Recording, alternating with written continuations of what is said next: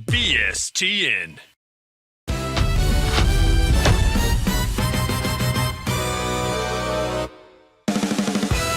Welcome to SaaSCntr. I'm your host, Rob Ott. Got a packed show, including two guests. That's right. We're expanding. People finally want to be on here. Someone getting hired. Wait, scratch that. More layoffs. Damn. A CEO apologizing for 20 years of attribution BS. And as always, your favorite, some insanely funny commercials. And of course, we start with AI. We're going to start there right now. An AI-themed Mount Rushmore. Yep, where we crown the top 4 AI stories of the week that proves nobody knows what they're doing, but everybody's doing it anyway.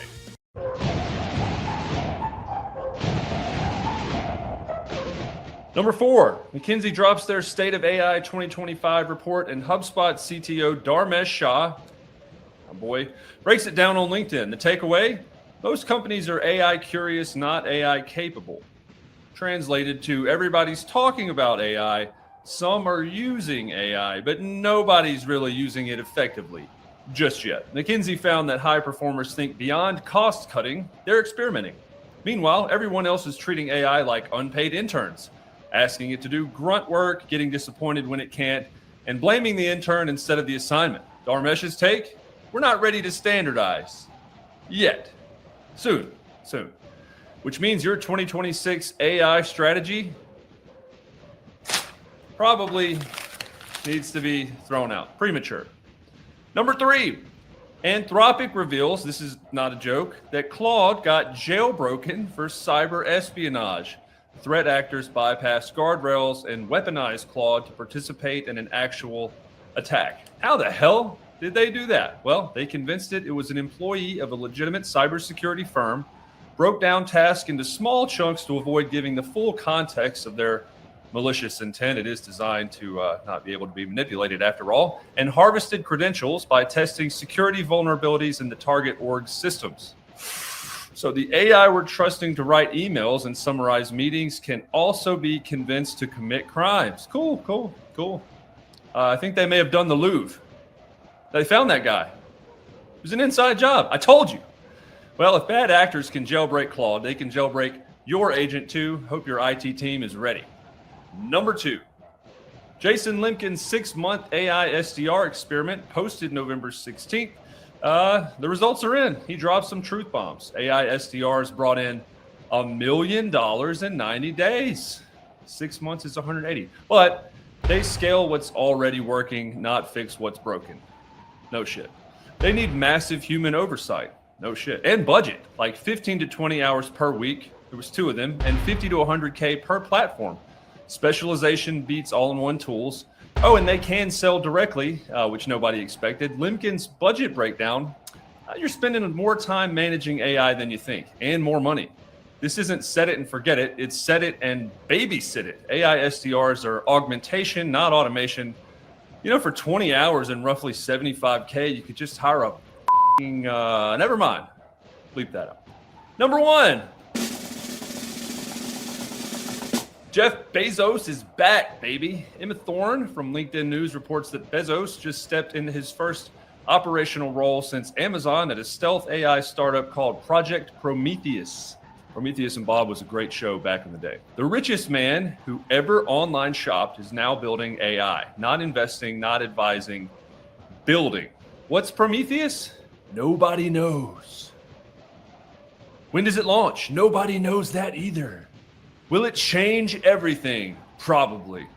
Should we be excited or terrified? Yes. 4 stories, 1 theme. AI is happening whether you're ready or not. Spoiler, you're not.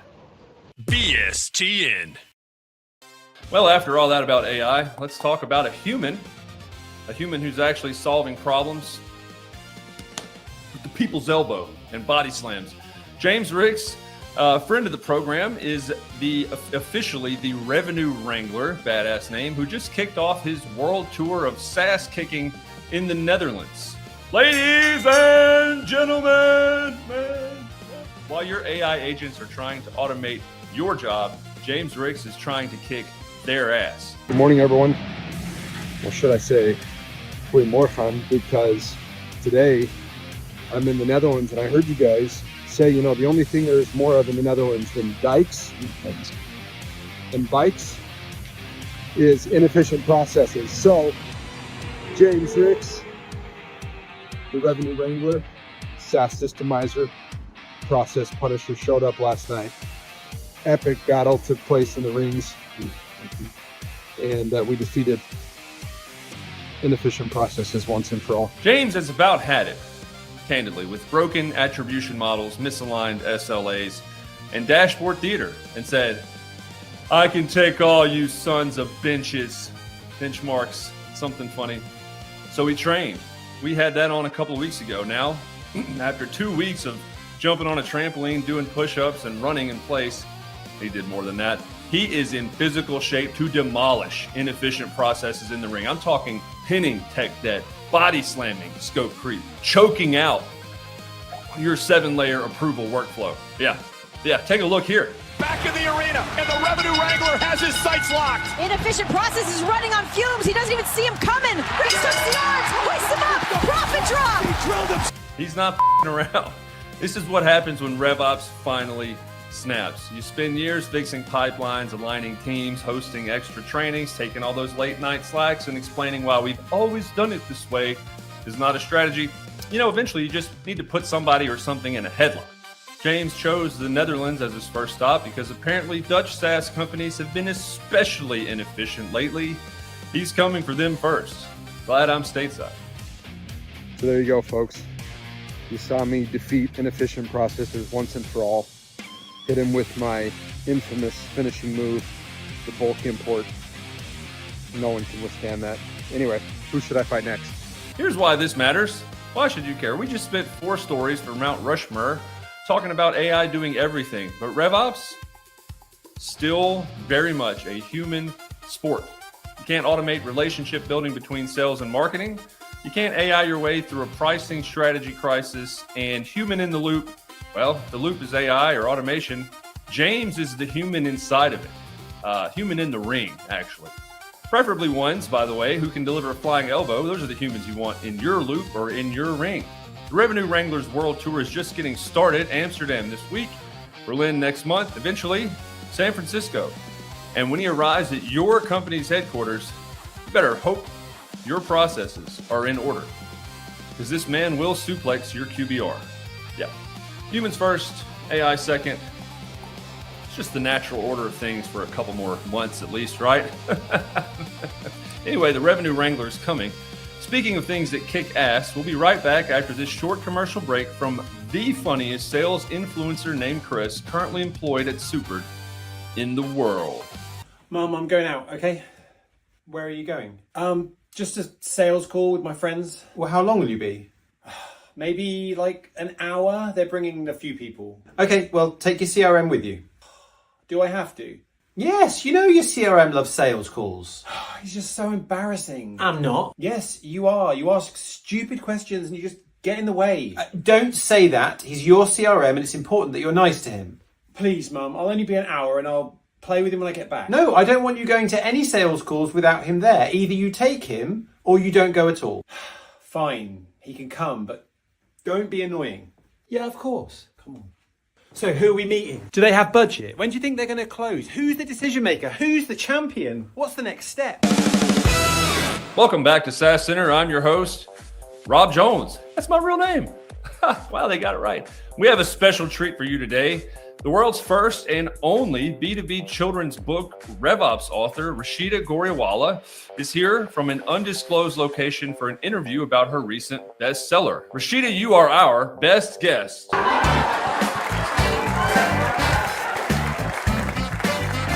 Rashida, tell these people who the heck you are. I'm a huge HubSpot fan, which brought me into the world of RevOps. And right now I'm a lead RevOps strategist at Rev Partners. And what that means is I work with a group of strategists who implement best practices into your HubSpot, make sure that we are aligning on the data model. You're able to not only use HubSpot for your day-to-day, but also report on it to make sense of where your business is at so that you can grow and scale. It's always so hard to explain what RevOps is if you're not in that space, and if you don't know what a CRM is, you don't know what implementation is, things like that. I have never been able to define this for any of my friends and family. So I thought, let me at least change this for the future generation and come up with a RevOps book so that at least my kid understands all the jargon that I use in meetings all day. And you, I believe, have the book with you. Part of the reason people are trying to break in is what it sounds like in the background and steal a couple copies. It was a B2B RevOps children's bestseller on Amazon, I believe, yes? It is an Amazon bestseller, yes. It is a Rev Partners bestseller, to be honest, but yeah, hopefully someday. But here you get a sneak peek of it if you'd like. Just beautiful. And there it is, the hard copy. The book is If You Give a CEO a Sales Pipeline, and it's written so that even I could understand it. I believe her son, who's 5, has already memorized the entirety of the book. My question is, why write a RevOps children's book in the first place? Well, there could be many reasons, but I know we were joking about this in our team Slack, that there's this book, if you give a mouse a cookie, and we were just talking about like our childhood memories and things like that and how much we could relate to it in our work today. And I was like, this is perfect. This is exactly what we do. This is exactly how a lot of businesses fall into, or start thinking about RevOps, but they don't really strategically think about RevOps. So we were like, I think this would be a great Christmas gift for all of our current partners. And I brought this to leadership, and I think they all just loved it. And of course, Igor, my colleague here at Rev Partners, he did a fantastic job with the graphics and the images and all of that. It's just such a cute little boy who's the CEO and, going through all of the phases of dashboards and life cycle stages and lead scoring. It was just, I think it was perfect. I mean, that is unbelievably noble of you. A difficult undertaking, I'm sure. Talking to the layman or laywoman it's not easy. I've been there. But I have it on relatively good authority. Not only have you done this, there's a rumor you're already working on your second RevOps book for children. This one geared slightly more towards marketing. Is this true? Yes, absolutely. That's the one about KPIs and numbers and more relatable for the market. And it talks about all of the marketing struggles, attribution, what to do with these leads, how do you hand it off to sales? Because I think the number one struggle that all of organizations face is marketing has their own KPI, sales has their own. They're never on the same page. They're sometimes even in different software. So how does marketing get budget approved? How do they say that, hey, this is how we help the business? It's kind of a book about all of that. Rashida, you are doing such good work. Truly you are. I wish I could say the same about myself, but we're almost out of time for today. Rashida, thank you again so much for being here. Congrats on the success of the book. As we go, is there any advice you'd give to our audience on, well, just how to be more like you, how to increase our awesomeness factor? I think stay curious is definitely the number one thing. The reason this book even exists is because I want my kid to stay curious and learn about the other possibilities in life. Engineers, doctors, we have a lot of them. We probably need more in this world, of course, but the world will not stop talking about those basic revenue streams, career streams. But I think we need more people to think about, okay, where else can you drive more good into the world? And, how can you kind of multiply your talent? So yeah, stay curious, learn more about RevOps. It's definitely going to help you. Even if you don't have a business and not in life, it'll help you in life, basically for organizing and thinking through process from start to finish. Rashida, I miss you. Thank you again for this interview. And you should go and look for, by the way, our audience, you should go and look for If You Give a CEO a Sales Pipeline now while supplies last. And give old Brendan Tollison a DM on LinkedIn. Tell him to print off more copies because he's going to run out. Rashida, you stay safe out there, and I'll make sure to stay curious. Our next story, we're going to roll a lot of this for you because it's one of my favorite things I've ever seen. Neil Welsh, CEO of Silverback Strategies, just did something no CEO has ever done. He told the truth in public, on video. And by God, we're here to celebrate it.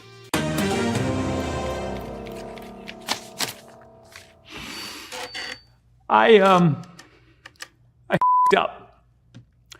The performance marketing industry as a whole f***ed up. For the last 20 years, we've let Google, Meta, and in some cases, even Bing, take credit for sales they didn't drive. So many great American companies have invested millions in building a brand. Then someone searches their name, clicks on an ad, fills out a form, and we say, "You're welcome." 80% of marketers still use last click attribution to measure media effectiveness. Let me be clear. This is wrong. We were wrong. And Silverback is deeply, deeply sorry for the role that we've played in driving last click addiction in the marketing industry. We will do better. Thank you. Neil confessed that Google, Meta, even Bing, who knew, have been taking credit for sales they didn't drive for 2 decades. That's right, last touch attribution, model that says whoever got the final click gets the credit, like a game of tag, is a scam. And agencies like his, they've been selling it to clients like it's gospel. Neil spent $20,000 in 2 days in a sad hotel to prove it's all garbage. And you know what? We're here for it, Neil. Finally, someone in marketing said the quiet part out loud. Now, he's not the first. But his voice definitely matters. Your Meta ad didn't generate that deal. Your rep had 7 calls. Your content team wrote 14 nurture emails. Your product had a killer demo, but Facebook clicked boost post and took a victory lap. Neil's ending this. Last touch attribution is like, well, it's like giving your CRM credit for closing deals because it stored the contact info. It's insane. Look, we managed 10 million in revenue. No, your reps managed it. The video ends with a call to action, lastclickaddiction.com. Go there, be safe. Haven't tested it out myself. Neil built a free site to help marketers break free from the addiction to bad data. And the fact that last touch is just not all the way there. Daniel Kahneman showed that humans attribute success to the most visible factor, not the actual calls. Ad platforms are loud, sales calls are quiet. And years of hearing brand familiarity, by the way, Neil, brand is the next frontier. They add up. Neil Welsh just did what every marketer wanted to do, but was too scared. He told the truth. He apologized and built a solution. This is leadership. This is accountability. This is someone saying, just because somebody typed your name into Google doesn't mean it was Google as the key driving factor for the revenue. It sucks. As a marketer, I'm glad someone spoke up. Go to lastclickaddiction.com, forward it to your CMO. Neil Welsh is a hero. We need more Neils out there. I'm actually going to go check it out right now. And we'll be right back with a massive valuation from an AI company and our second guest of the day. We've got another freaking guest. BSTN is growing. Right back after this quick message from our sponsors. If destiny cold called you, would you answer me? What is a circle? It is complete. It is infinite. It is perfect. What is back? It is return. It is promise. I don't chase deals. They orbit me. Alignment. Synergy. Optimization. Powered by A and I.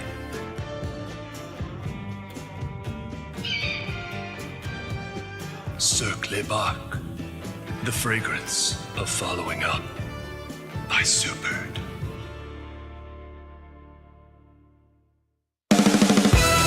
Welcome back to SaaSCntr. I'm your host, Rob Jones. Let's just stick with the real name. The ruse is over at this point.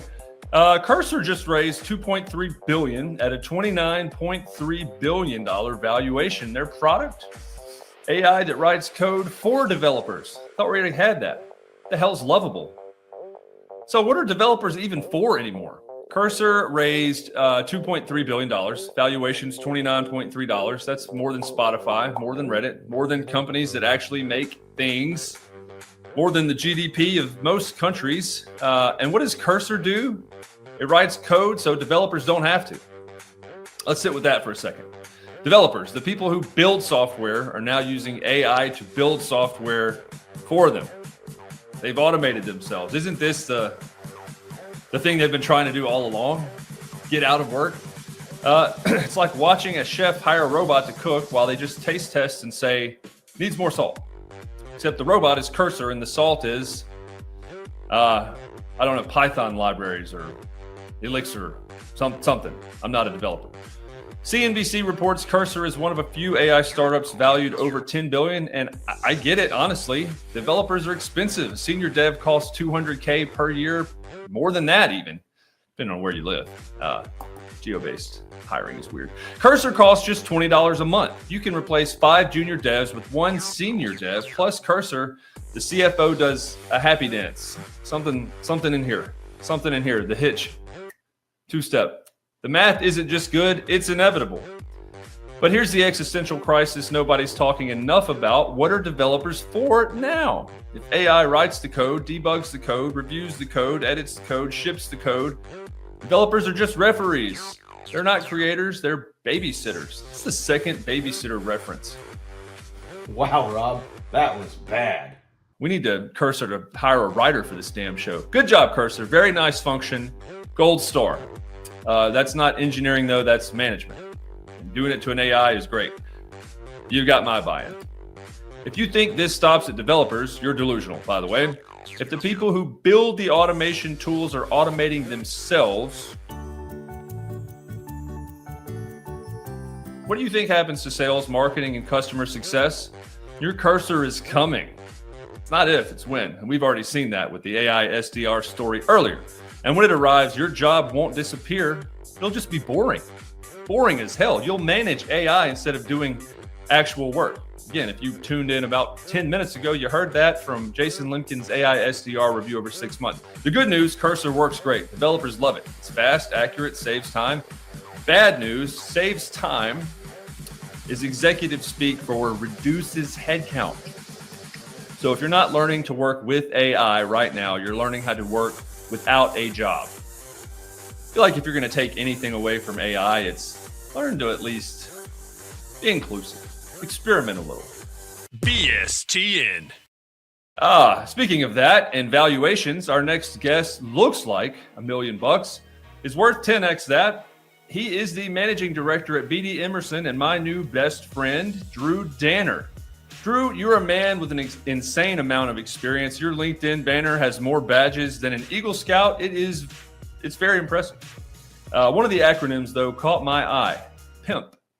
How is it being a pimp in 2025? You know, I think the PMP is an interesting certification. I think if I'm considered a pimp, I'm the only one I'm pimping out at this point. So it's a fun cert to have. Yes,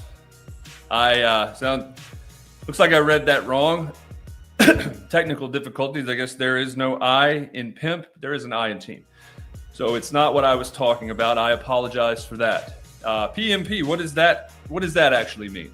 It's a project management professional. It was one of those things the government told me I had to have a DAIWAA something cert. It's like a cert to show that you can manage people, or I could get the civilian equivalent, which was a PMP, and I had 30 days if I wanted to stay on my billet. So that's why I have it. But it's pretty sought after. People like that cert. Well, I mean, I got to give you credit. Both of those responses were smoother than 50 Cent. I don't think there's many men who could have done that. And we'll move on to the next question. Apparently, even with the most advanced technological measures and security, measures in security like SOC 2, there are still some things that SOC 2 cannot prevent. Can you tell us briefly about your recent internal security breach where your own gallbladder tried to kill you? First, I'll tell you, compliance is not security. So SOC 2 is compliance. It's showing that you meet certain controls. Some of those could be security controls, but almost dying. Yeah, I thought I had food poisoning about a month ago, and it turns out I didn't. What I learned was no matter what you do in life, this is from the surgeon, men can suffer from gallstones and have no symptoms. So apparently I had gallstones for who knows how long. One occluded a duct, no blood flow, no oxygen. I had an organ fail, die, become gangrenous. I had sepsis, again, thought it was food poisoning. So I told my wife, there's no way I'm going to the hospital for food poisoning. 5 days later, I had a super high fever and felt like I was going to die. And then confirmed at the hospital, yeah, I was pretty close to, I think they used the word expiring, which was a little terrifying. But yeah, emergency surgery. But I feel great. I feel fine. Let me be the first to say all of us here at BSTN and our friends, your friends at SaaSCntr, are very glad that you did not, in fact, die. Apologies for the compliance and security mishap. That's on me. That's why you're here, and that's why I'm in this seat, not knowing shit. Thank you for correcting me and educating me on that one. But you're well. You were just, I guess you were just out of commission for a minute there. You had a brief shutdown.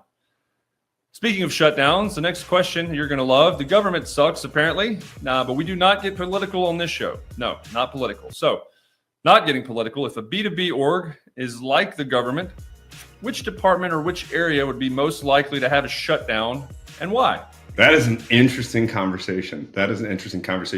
Honestly, I think sometimes, right, if you think of not just issues in our government, but all governments, a lot of issues stem from a lack of ethics and integrity, right? And when you don't have accountability and there isn't this feedback measure to keep people, meeting the requirements of ethics and integrity, people do dumb things, people do unethical things, and they thrive in unethical things. You think of a big B2B business. Sometimes, if you don't rein it in, sales can get a little crazy, right? We've seen a lot where sales organizations will make commitments to customers and sign giant contracts, and those commitments, they can't make them. Looping it back to security, one of my favorite things that we see on a very regular basis is enterprise companies will go out to the market and say, hey, we just signed this contract with another giant client, and we told them that we would have, our FedRAMP in 60 days. Is that possible? And we were like, no, but we know how you can communicate with your government customers so you can tell them you're in the process. Or, they'll say, hey, we need a ISO 42001 in 30 days. Is that possible? Likely not, but don't make commitments that you can't meet, right? And typically it's getting leadership and legal involved with the sales process, having some sort of review over deals over a certain amount. But yeah, I think there's ever shutdown. It's sales will shut down briefly. That way they can get some ethics and integrity training and kind of continue mission after that. Marketing escapes unscathed, once again, is my key takeaway from that. Look, if you had to pick something marketing got wrong, what would it be? Yeah, there are definitely some marketing teams, like product marketing teams, that rely on a little too much puffery. But I like puffery, right? Build Ford tough. What does that mean? Ford tough is not a measurement, so they can say whatever they want. I have absolutely no idea, but I may add that as a skill for people to endorse on my LinkedIn profile. You know what mine used to say, and you'll like this, but people were so confused all the time, so I just had to take it out. My LinkedIn title used to say, expert, professional, self-proclaimed astronaut. But people were like, you're an astronaut? No, I'm a self-proclaimed astronaut. I'm saying that I'm an astronaut. It doesn't make me an astronaut. I'm being facetious. I'm joking. Look, it's 2025, Drew. Of all the things that are allegedly dead, you not being one of them, thankfully, being facetious is absolutely top of that list as being dead. A moment of silence, if you will. Oh, that's so dead. Yeah, you can't. Switching gears, as somebody who has a lot of experience with CISOs, do you think Cisco would be a good one? Oh, you mean Drew Hill, the legend? I think Drew understands a lot about risk. He took a lot of risks early in his career, and then he left the brand of Cisco and went back to making music as Drew Hill. Sometimes, you don't just change your company's name and your brand. You just lost a lot of recognition. Real fans don't know that Drew Hill's Enter the Dragon is one of the most fun albums ever. They're like, I just know him from that thong song. Drew, I feel like I've had 21 questions for you, some just a little bit sarcastic, and you just won't back down. You're like a kid in a candy shop, and I appreciate that. Here's the last question. It's about hobbies. I know that you love working out, 80s music, Disney movies with the kiddos, and fishing. What's your favorite thing to try and catch when you're fishing, Drew? Oh, man, it's always accounts payable. They fall for every attempt. When we're doing training, I will send AP an email from a lookalike domain, right? So I'll go, you look at anything that has an E or an A in it, and you go buy a domain that's a lookalike with a Russian alphabet. So I can buy, super.app or super. .org with the E's or Russian E's. And then I'll send an email to one of your customers, and it'll be @p@domain or AP or accounts payable or accounting. You send it to all of them. Fake email, fake PDF. It'll link to a SharePoint site. They go to the SharePoint site and it'll say sign in to your Microsoft account. What threat actors do is they use a software called Mamba 2FA, where it looks and feels just like Microsoft, but you're actually authenticating to a threat actor.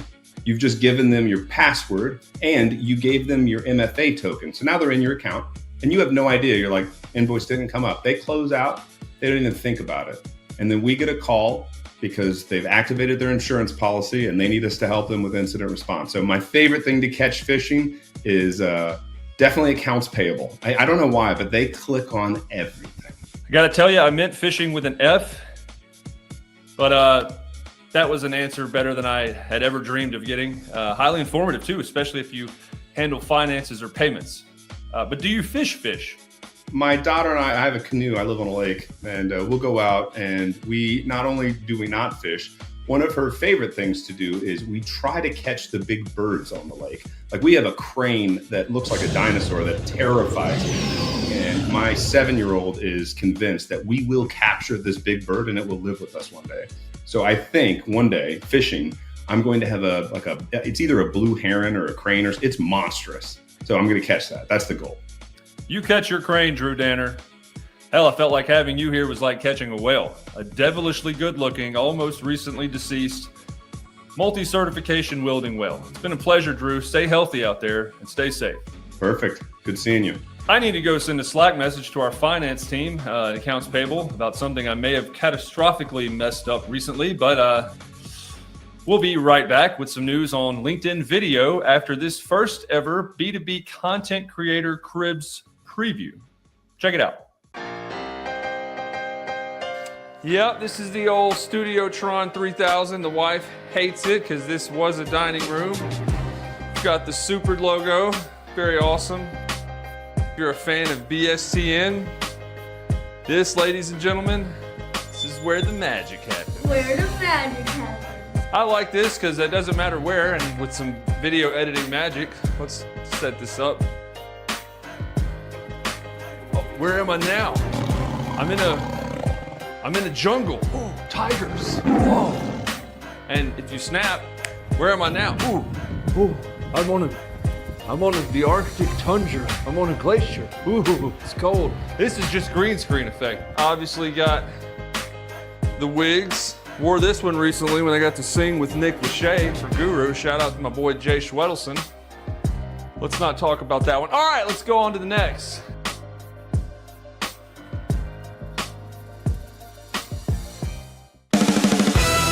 Welcome back to SaaSCntr. I'm your host, Algorithm. Let's talk about LinkedIn's video reach, or more accurately, the lack thereof. Let's talk about how LinkedIn is murdering video reach and is now selling you the antidote. I, personally, have 11,000 followers. My most recent video, 184 views. 184. Does my content suck? Maybe. That's not a reach problem. That's algorithmic assassination. It's not just me, though. I mean, if it were just me, no one would care. Check out these numbers from our friend Jeff Hatton. He's been doing a recent experiment. YouTube, 10,000 views with 23 subscribers. Instagram, 2,332 views with 9 followers. TikTok, 2,036 views with 8 followers. LinkedIn, 415 views with 10,771 followers. Which of these things is not like the other? LinkedIn sucks. Yeah, the LinkedIn algorithm sucks. That's why you should like this video and subscribe to our YouTube channel. Richard Vanderblom, LinkedIn analytics expert, just published research showing video research has absolutely collapsed across the platform. Aaron Eckstein posted data showing his numbers are down 70%. Creators everywhere are screaming into the void. Where'd our audience go? And LinkedIn's response, have you tried boosting your video?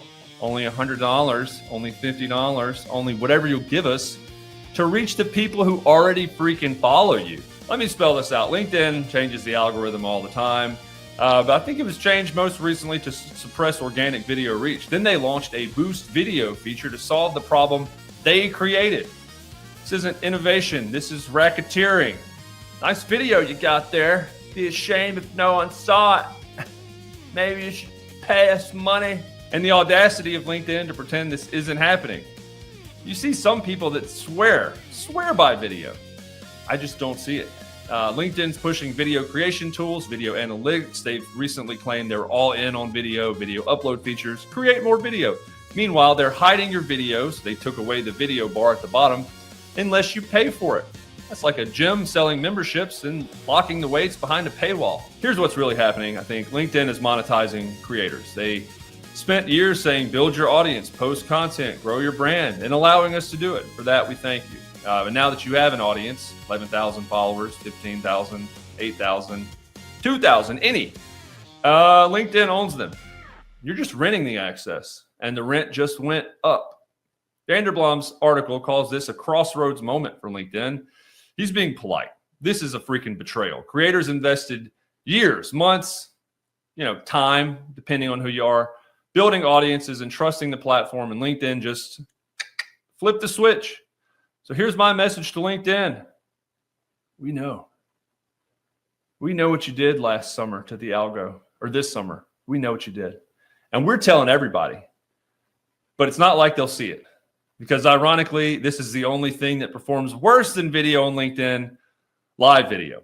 We may be back next week. We may start a newsletter, but either way, we'll be thankful because next week is Thanksgiving. So with the last positivity and enthusiasm I can muster, this has been SaaSCntr. I've been your host, Dan Druner. We'll see you next week, algo willing, Thursday at 2 Eastern.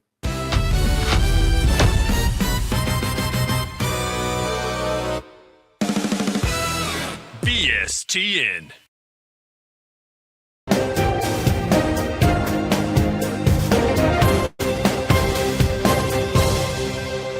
What is up, world? Welcome to pardon the POV. I'm here with Crispy, the wannabe Rizzler. Oh man, welcome to P. And I'm here to do some boloing. What is on the agenda today? What's on the menu, Mr. Rizzler? We got a lot of stuff on the menu for today. A lot of stuff about AI. Is it real? Mainly in the world of SDRs, if you want to start there. Let's do it. Debate number one. One of my favorite hype lords of AI, Jason Lemkins, which I do like him because he actually tries what he talks about. He also is invested in the tools he talks about, so whatever. But he did a 6-month experiment where he was going to do AI SDRs worth it. He went asking the question is, can AI replace SDRs? He ran 5 specialized AIs, sent over 20,000 outbound messages, closed $1 million in revenue, and uncovered some unexpected direct selling capabilities where they closed some autonomous revenue, meaning they had no human involvement to close it. Question as we come across is it worth it? Will the AI SDR take over the world? No. Mr. Rizzler, what do you think? No, and I'm gonna disprove what you said, or didn't require a human to close it. To close it, maybe that's the case, but this does require human oversight. This requires someone internally dedicating purposeful time towards generating this system, monitoring it, optimizing it as it works and sells on your behalf. And so this is not fully SDRs are getting replaced fully by AI forever. This is going to be it's replacing the really, really stupid stuff, or the really monotonous stuff, or the things that are easy to replace. It's not like it's going to be, I have a full AI SDR team and it's put a key in the engine and turn it on, and it's good to go. It's not how it works, nor how it will ever work. So is it worth it? Maybe, but it's not going to replace the entire SDR function. It's going to be a leg of that function. Received. You and many others have said that same thing, which is over and over again. And it's like someone's puked out, and I have to just it's just lukewarm puke all over, and it smells bad, tastes bad. And it's this idea of AI is going to enhance humans, and I just hate it. It's like saying nothing at all. So thank you for your wasted breath, Mr. Crispy. That's not the case at all. Humans, AI does make humans more efficient. Literally, AI makes humans more efficient. Literally. here's a way of thinking about this in general. Is number one is whether I like it or not, whether I think it's stupid or not. 92% of companies plan to increase investment in AI. And that investment will be, and they will be forced to, and their boards will force them to try to use AI SDRs. I think there will be a takeover of SDR AI. It will happen. It will replace people's jobs, and it will be sad. And then there will be a whiplash. It will not work. It will not work. What will occur is people will be really good at all ASDRs do is allow you to do follow up a bit quicker and allow you to make a list better. But the human advantage will be even more important. I do not want to talk to a digital avatar as beautiful as his eyes are, Crispy the Rizzler. It would actually be really creepy to look at his, they probably made his eyes even greener and even prettier to look at. I don't want to do it. I want a human giving me a Loom video, give me a VDR video, talking to me and helping me close, specifically with any large ACV accounts. It's just, there's going to be a massive investment. People are going to make a lot of money. People are going to blow a lot of money. It's going to be a whole heck of a wasted time, an entire ecosystem that has wasted 2 to 3 years of their life. AI, SDRs are false. They're fake. They're not worth your time. Spend all your time on making the human advantage better. That sounds like using AI to enhance humans, though, is like what I said, which I don't foresee us ever going back to an era where we don't use AI. As in, I keep hearing about this thing called the AI bubble is about to burst, is what everyone's thinking in big tech. And so, like, if it does, I still believe that people will use AI. ChatGPT will still be a preferred tab in my browser, and that is exactly what the future of this SDR experience will be: human-based selling, enhanced and evolved by AI, not powered. Yeah. So yeah, the difference is whether or not you're optimizing and spend 20 to 15 hours a week on trying to make an AI experience where people literally hallucinate. I don't like talking to people who hallucinate. It's a bad. I just don't spend time on people who hallucinate. In general, I've worked with them. I no longer work with them. Hallucinate is. It's really important to say is. The best way to use AI is not to think about AI. It's to it is to say, I am going all in on the human competitive advantage. And any other thought is a waste of breath. Optimize for the wrong thing. So I am not going out putting a message of lukewarm puke, which is this idea is like, AI is going to enhance. Just don't talk about it. Like, make the human win. And by making the human win, you will optimize towards winning. It may be through AI. It may be through brute force. And you have a book called Productivity where you write crap down. You don't. My thing is human advantage wins, and this is going to be a waste of money from a bunch of CROs that are eating from hype lords like Jason Lemkins that are invested in the companies that they're saying are promoting. Boo! Oversaturated bullshit. Boo! Let's move to debate 2. Or I'm going to do something we rarely do. That was debate 1. We're going to have a debate 1A. I'm going to give both of you a chance for redemption here. So debate 1A, you keep saying AI to enhance human capabilities. The Paul Harvey of this was that Jason Lemkin and his head of AI were the ones spending 20 hours a week basically managing it. So is AI enhancing the humans, or are humans enhancing the capabilities of the AI? By the way, it was a $50,000 to $100,000 cost per platform, along with their time. And those are people that their time is very valuable. Matt, I will let you go second. Crispy, you can rebut first. That to me sounds like it's humans using AI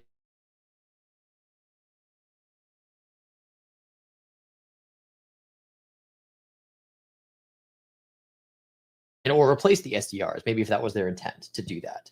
Either way, I think it's a falsehood to say, oh, we drove $1 million in revenue. Like, you're a CTO or chief AI officer, which sounds fucking fake, number one. If you're chief AI officer, like, bro, I can't, I'm not going to fathom that, or like, that's not something I will tolerate.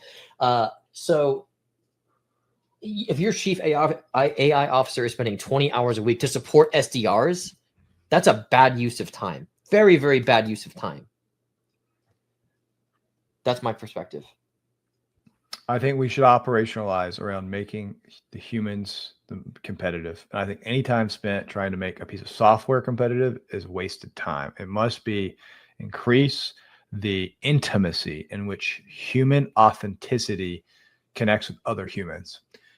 And so in this use case where we spend a lot of time having fake people write to other people is not a good use of time. Beautiful. Moving on. Debate 2. Crispy, your setup. Cool. Debate 2. Should founders plan late stage funding from day one?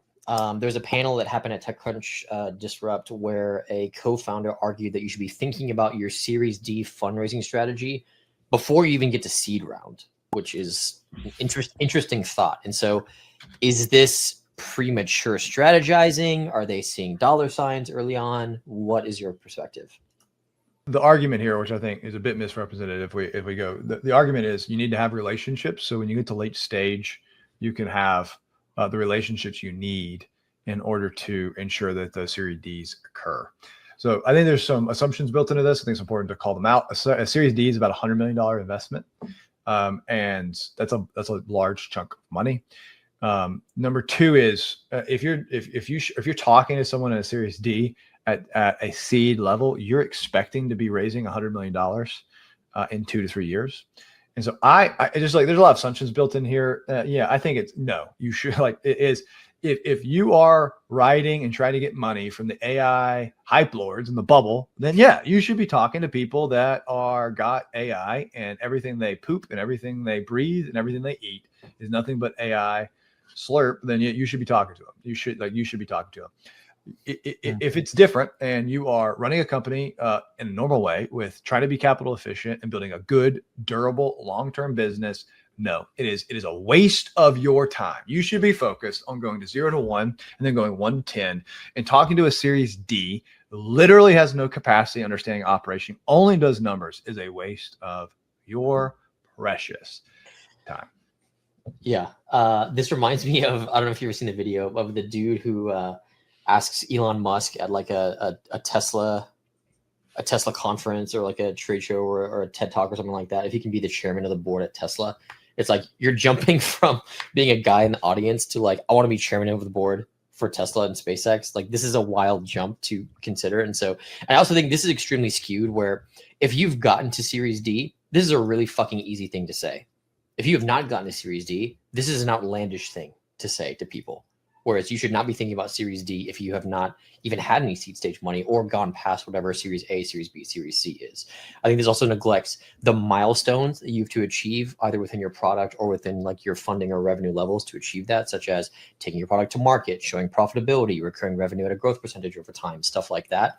To factor in like maybe you could backwards plan a map of how you get to Series D, but I do think it's extremely foolish to think about Series D as like the end state as you're prepping for seed stage. It just does not make sense to me. Yeah, we just live in a weird time where you have these companies like Replic and Cursor that have raised literally billions of like $1 billion, or these giant valuations that have gone from A to E in a year. And that's a phenomenon. That when I say there's an AI bubble, that's an AI bubble, and it's going to pop. Lots of people are going to lose money. Okay, let's go to this next debate. Cold calling is dead. Millennials are killing it. Let's do it. Multiple studies in November this year show cold calling still works. It says 57% of C-levels prefer phone contact. I don't, not me. And companies using cold calling see 42% more growth than companies that don't. Where's this coming from? Yet success rates are dropping. Spam filters are blocking dials, and younger buyers increasingly ignore the phones, like me. This is Cognism 2025 cold calling report. Found only 2.3% success rate. Is cold calling on life support, or are sales reps just doing it wrong? Where do you sit? Cold calling dead, or is it alive? Mr. Rizzler. I don't like cold calling. I've never liked cold calling. Like I just don't. It's like, as an example, like I just looked at my phone and I've got 1, 2, 3, 4, 5, 6, 7, 8, 9, 10, 11, 12, 13, 14, 15, 16 calls in the last 36 hours from random fuckers that want to sell me some dumb shit. It could be people in India trying to steal my identity and tell me that I need to pay Elon Musk in Apple gift cards. I get texts from you telling me that I need to pay you an Apple gift card. It's like I text a lot of people. So. You text a lot of people asking for gift cards. It's pretty insane. So I'm just like, our Series D funding could be in Apple gift cards. Who knows? You know, I've never liked cold calling. What I do like is cold texting. I will respond to cold texting, but cold calling, I don't want to talk to people on the phone. I'm in meetings all day. I don't want to talk to some fucker who wants to sell me something. Like, no. It's dying. It's on life support, is my perspective. It's a life support. Yeah, I've taken a pretty hard stance on this in the past. Cold calling is dying or dead. I am more open to now, like the idea of outbound is there's a point in time where there's any given market, there's 2% to 5% of the market that's in buying cycles, and you need to catch them at the right time. So you get really good at doing that. Cold calling, cold emailing, cold texting, cold WhatsApping, cold DMing on LinkedIn, cold slapping people with steak. It's all like different ways to like capture them right when they're in their moment. Cold calling is still effective. And there's an art to it, and there's art to when you do it, and there's art to how you do it. And what matters most, and this is the future, what matters most is getting the right list at the right signal at the right time, enriching them, and then calling them at their point in need with something very, very, very relevant. I still think there's a spot for cold calling. I think it's less effective, and you need a multi-pronged approach to execute on. If it's the main way and you're teaching it, I think that's a bad idea. If it's integrated into a more sophisticated outreach that has intent-based signals, great. So then let me answer honestly. Okay, answer honestly. When was the last time you answered a cold call? I haven't answered a cold call in several years. There we go. However, I have read my voicemails that are automatically done afterwards, and I see that someone called me, and then remember they sent me an email, and then I got a LinkedIn email, and that LinkedIn DM was a meme, and I answered it all from the same person. So if you're looking to influence someone at the right time, thinking about a specific intent, I think it can work as a sophisticated way to surround somebody when they have intent. So yes, I don't answer cold calls, and yes, they have influenced me. So here's the lesson. Surround bound is better than cold calling. Next topic. The lesson is cold calling can be a part of the surround bound strategy. All right. Debate 4. Building a personal brand on LinkedIn is a waste of time for sellers. So I see a lot of influencers. I would count myself as an influencer. I mean, I crossed the 10,000 follower milestone, which is pretty awesome for me. And that's so like writing your own autobiography at the age of 30. Yeah, it was thrilling for me. It was thrilling. So there's all these like people out there that have these like social services, I guess, if you will, on LinkedIn, where it's like, here's your growth hacks, here's how you can drive leads with your network, blah, blah, blah. People scale to thousands and thousands of followers, millions of dollars in revenue and stuff like that. But I guess the question is, do personal brands outperform corporate pages, or are you spending time building your brand and not selling? Is it a waste of time for sellers to go and build that brand on LinkedIn at all? Here's what I believe. I believe that in tenacious execution, violently in the same direction as a company.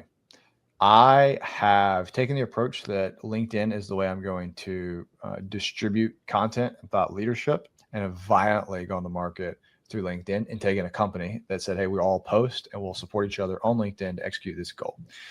In that context, LinkedIn has been very useful for sellers to bring their own brand. Is not a useful time, in my opinion, always, if it is not a commitment of the entire company. It can be a one individual. I actually think it can be a complete waste of time. You must orient yourself as a seller to understand what you're selling, who you're selling to, why you're selling, and you must surround them where they are. And it could be a complete epic waste of time to be on LinkedIn. It is not this, I'm just going to do it because I see it. In fact, it's even harder today because everybody thinks it is. And so it's less effective than it once was. Yeah. I think we should use discernment. It is not, it can be an epic waste of time. And I actually think a lot of people waste their time in it.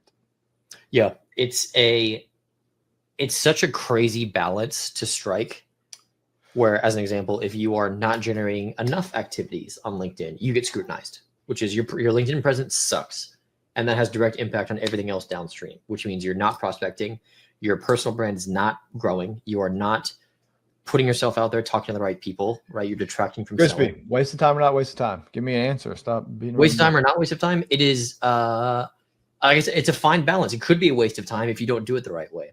where people do too much of it or too little of it. You got to sit in the middle. Nice little name, warm poo from Crispy again. We've not taken an opinion. I love it. What Matt's trying to ask: are you for or against shit posting as a strategy?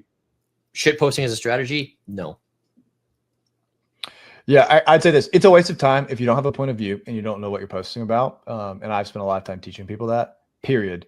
It's a waste. I would say it's actually. I would say it's a waste of time. I would say it's a waste of time unless you have a point of view and you're propagating it and it's a deliberate strategy. And you're committed to it for 2 years. So Yes. thus, it's usually a waste of time for people. So don't do it unless you believe. Okay, let's go to this next. Debate 5. Outbound SDRs need AI tools, not more training. Outreach in the Martell Group published research in November 2025 showing that outbound SDRs in 2025 are shifting from activity volume to quality conversations. And AI tools like research agents save 20 minutes per account, but only 43% of teams use a hybrid inbound outbound model, and 80% of high-performing firms still rely majority on outbound. Is AI the unlock for SDR productivity, or just another shiny object? What do you think, Crispy? Shiny object. I don't think time saved equates to productivity for sales reps. It does not. As an example, the reason why we prevail in our sales cycle is because we spend lots of intentional time prospecting. We do custom Loom videos for people, stuff like that. And it's not scripted, and it's not a thing that's automated or repetitive in a sequence. It is custom bespoke outreach for every single person that we talk to because we provide an experience. And that will always prevail over the AI outreach garbage that happens in today's market. Like, I don't think we should be designing around saving sales reps time. I think we should be designing around enabling them to close bigger and better deals in a faster way, which to me does not mean the same thing as saving time. So what do you recommend? I recommend curating an experience. I don't think AI tools are the way to do that. I think AI tools can help you save some time, like the debate says, but theoretically you should use that time to provide a much better sales experience and make yourself unique for the lead and the customer and provide all the right touch points and love at the right time in their journey. And that is How do you teach your rep to do that? How do you teach your rep to do it? You enforce Sit in an interview to debate. I'm trying to understand his opinion. I'm just trying to understand it. Don't get it. Yeah, I also have an issue with like training as a word directly, where reps need more training. I don't think training is something that we should focus on with reps. It's about adoption of the right behaviors. It's about the enforcement of those behaviors. Training is a one-time thing that happens in a rep's journey and it has a very clear start and end, and then kind of drips and fizzles out along the way. Adoption is the next generation of how we do this, which is having everyone do the same action, the right action at the right place in the right time, anywhere they go in the flow of work. That's what we need to focus on. That's providing experience, not AI tools. I mean, I would be. I think you sound like a sales manager from 2005.